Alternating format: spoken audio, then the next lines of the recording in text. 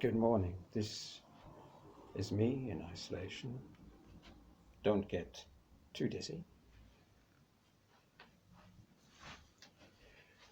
I have a notebook which I got from Flying Tiger, and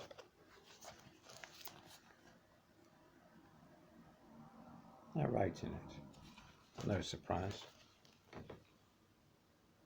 I started here on the naked page. My immediate thought was to write a short story, and then with the wonderful Everyman edition of Aldous Huxley's selected works that included short stories, letters, travel logs, and essays, as well as poetry, I thought I would try something like that, a poem for the 4.6 billion people poorer than the 2,000 billionaires.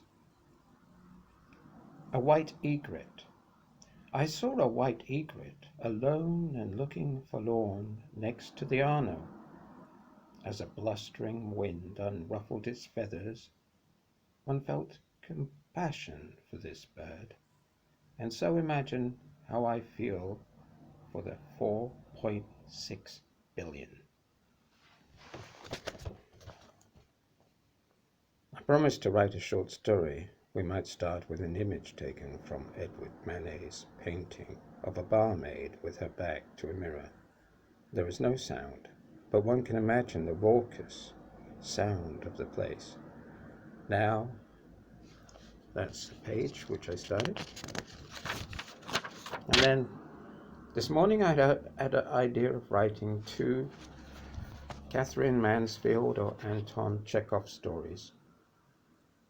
I found the enterprise to be at first an easy task, as these 2 girls literally wrote themselves. I'm talking about the characters in my story.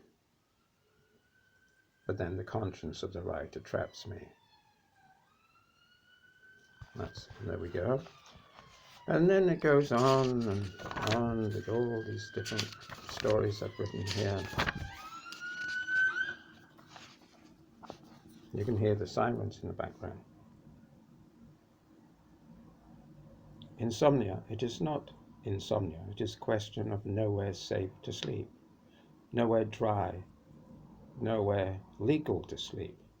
The city, for the unfortunate who are homeless, is aggressive in its campaign to prevent a human being from having his or her sleep, which surely is a human right.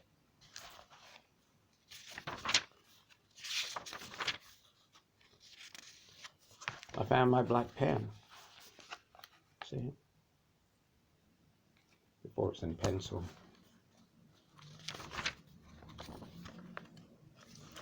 Here's a poem I started, and I can't actually read some of the lines. For Edward Thomas, always the array of flora and fauna, and always the names are forgotten. It's like passing old friends and recognizing them by this or that feature. But the name? Oh, the shame, the ignominy. And we get along, the flowers and trees.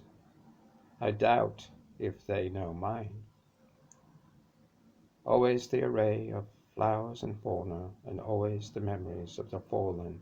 It's like passing ghosts and shouting to Mother Nature. Look, there are the Harrys, there the Daisies, there the Jills, then there are the roses, and it goes on. Well, there you go.